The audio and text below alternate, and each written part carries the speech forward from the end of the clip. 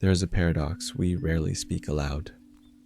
We fear being alone, yet we have never truly been with ourselves. Tell me, why does the room feel crowded even when you sit in silence? There's a space inside you, a chamber without doors that only opens at night when the world quiets and your thoughts begin to breathe. You are here because you know this place.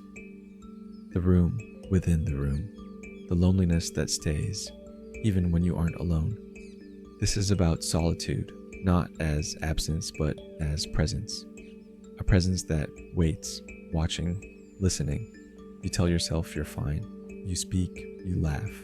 You scroll through faces, voices, echoes. Yet, when night arrives, the truth slips through the cracks. Loneliness isn't about who is beside you. It's about who is inside you.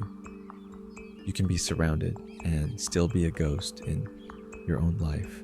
We've built worlds of connection, messages, feeds, endless noise. But the heart remains untouched, still waiting to be witnessed. There is a quiet ache in the spaces where words fail, an emptiness that is not empty, just unseen. What if loneliness isn't a void, but a mirror we've been frightened to look into? Jung once whispered that the greatest fear is meeting the self. We bury the truth of who we are beneath personas, curated identities, polished reflections. But the shadow remembers. It carries the child who never felt understood, the dreamer who learned to hide. Loneliness is not the absence of people. It is the absence of self. Like a lone candle flickering in a cathedral, our soul calls out, wanting only to be seen by the one who has lived it all. You. You don't fear being alone. You fear meeting the one who waits in the quiet. But here's what we never see. To be lonely is not a punishment. It is an invitation. An invitation to return to the place you abandoned, your inner home. We fear solitude not because it hurts, but because it reveals. In the company of others, we become echoes, reflecting expectations, performing identities. But when we sit with ourselves, the masks fall. The truth appears, raw, honest, unfiltered. Loneliness does not mean no one is here.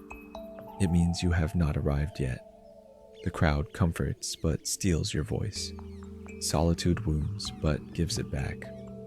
Lonely but not alone, because somewhere within you, something is listening. A witness, a quiet guardian, waiting for you to turn inward. Maybe the darkness isn't a sign of loss, but a classroom, a place where the self learns to breathe again. In solitude, the soul remembers its language. Soft, patient, true. The alchemist knew this.